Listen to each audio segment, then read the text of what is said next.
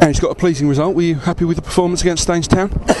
Yeah, there was probably 15 minutes in the middle of the first half that I wasn't happy with. We were playing too many straight balls into midfield and weren't moving the ball quickly enough. But generally, apart from that, I thought we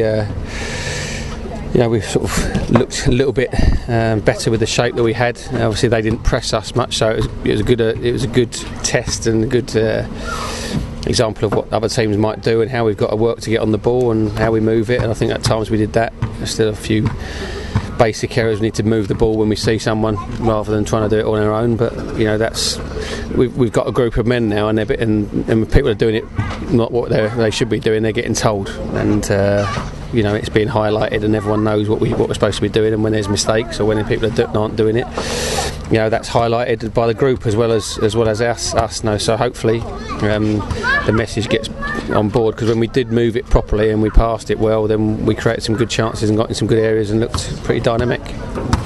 And Staines are a good team, 8th in Conference South last year, I think. So to come here and win was no mean feat. No, that's right. They're always very, very competitive in pre-season. They have some good games down here because the pitch is good and they have a right good go.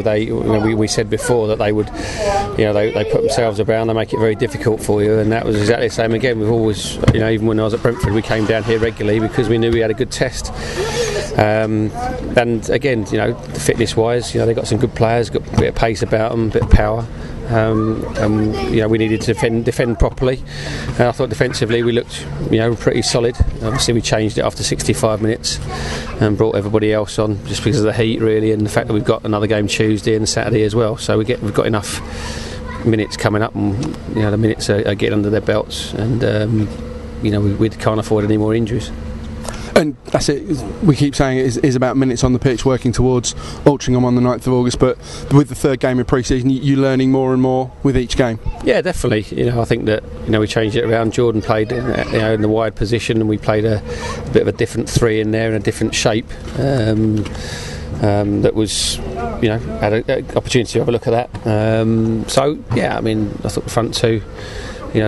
Once we started making more forward runs at the beginning, it was a little bit in front all the time. As soon as we started playing forward more and getting forward runners, and it spread the play a little bit, we were able to get in or open spaces to come off the line and get it to our midfield players. So that's just something that we haven't come up against a side that set off us.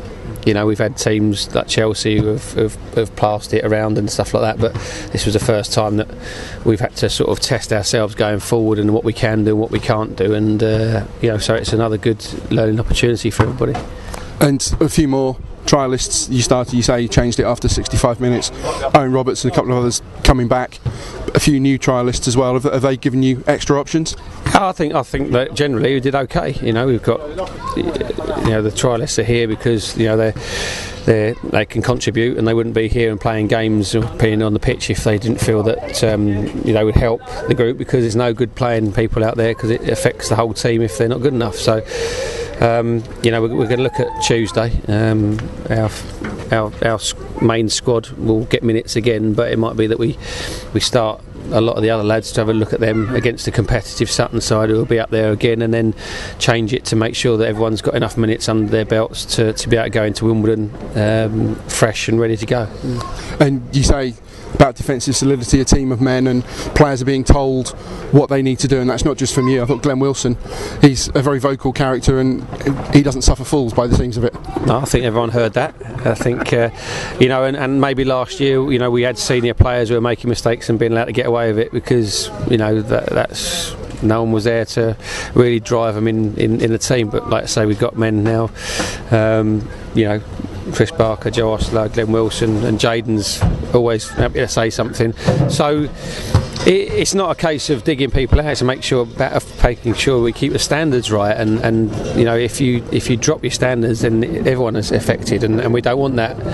I've spoken to them about the way they speak to people, and it's about giving the right information in the right way to get the best results, and for it to get across to the certain player in that circumstance. So there's ways and means of doing it, but we've got lads who are prepared to say it. They're vocal in the dressing room.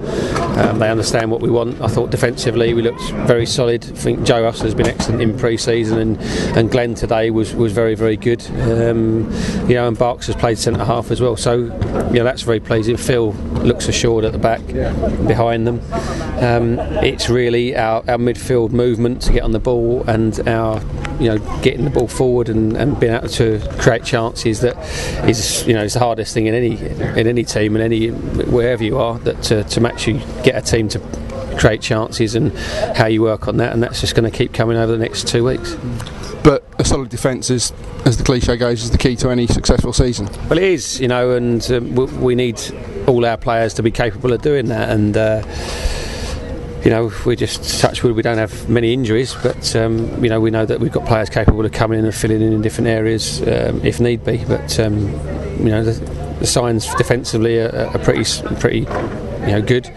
And now we're getting Kieran Forbes. He's getting some good minutes under his belt, and he'll benefit from that 65 minutes today. And Sam Hatton's played a lot, and Damon Lathrop as well. So we're getting there. It's just making sure that the focus is there every day, not just in training but in the games as well, and not letting yourself waste an opportunity to improve and develop into the side that we can be.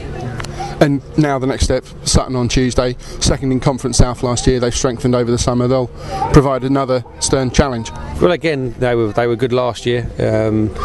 It's a club I know very well, obviously, and it's no coincidence that we go back to the same places, because we get good games and we know it's a good test for us, and it's played in the right way as well, which is obviously key in pre-season, that you don't have someone just booting you up in the air. We went. We got a few injuries last year when we went to Camberley and places like that wasn't helpful to us, and we couldn't afford that this year. So Sutton again will be probably at the top of the league and pushing for the title, so it's a good test for us. We showed that last year with the teams we played, Basingstoke and Eastleigh, and that they're good quality sides, and that might be a good opportunity to show for the trialists, to show us what they can do against those. They've been with us a little while now, some of them, and they require and need an opportunity and deserve an opportunity to show us whether they can cope with that standard of football. Sadly, one of the trialists who won't be there is Jake Kempton. We just see him limp off there. Looks pretty serious. That's a shame for the lad, isn't it? Yeah, he is. He's shown in the couple of days he's been with us. He's got nice movement. He's been at Wolves. Had a really good ground in there. He's had a really serious injury on his other knee when he was at Wolves and left there, and now it looks like he's got some sort of ligament injury to his left knee. So we will keep obviously see how that is, but I would imagine that will rule him out for a considerable amount of time. Sure. Did anyone catch your eye today? Anyone in particular? I'm not expecting you to name names, but I mean, I think that I'm looking at the players that we've got now. We see them regularly enough to know what they can do. It's about the team framework that's key for me, and how each individual fits together in a team formation to make us work as a team. And we have got options, and we've got players that are versatile, so it's looking at them in different areas and see who plays as well as they can with anyone else. So we'll be looking to that on Tuesday as well at Sutton, and again at Wimbledon. Obviously a big test on Saturday against the side who have spent a lot of money, Wimbledon, so that'll be good. And but we've got a couple of training sessions this week, and the game on Tuesday to improve on what we've done today, and it's the team that's more important than individuals. I must ask you, captain's role. You gave it to Joe today. Chris Spark had it last week. You've got a few options in there, haven't you? Yeah, I have. That's what I've just put it about. It's like we just said there. It doesn't matter when Glenn Wilson's, whether he's got the armband on or not. He still wants to lead and wants to direct people, and Barks is the same.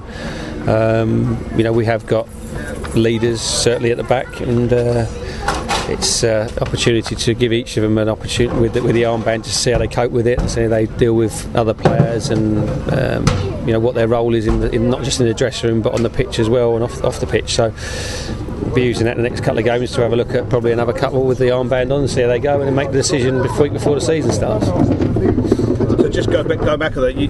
You're not sure at the moment. You'll give them each one of them a chance to prove their worth, if you like. Yeah, I don't think it's a major issue, to be honest. Yeah. No, it's not a major issue.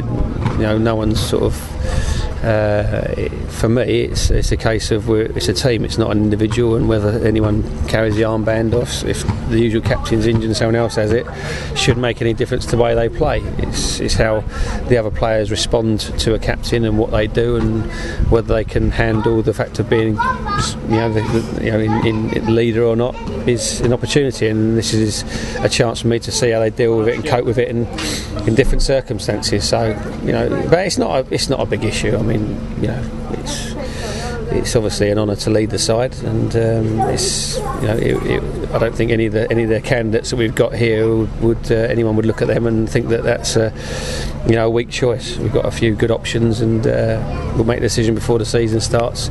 The ones that don't get it, we'll take it in good spirit and we'll understand the decision, and the one that does get it will be obviously very proud of it.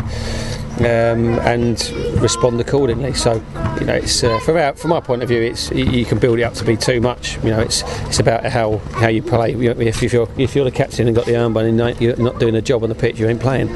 So someone else will get it. Sure.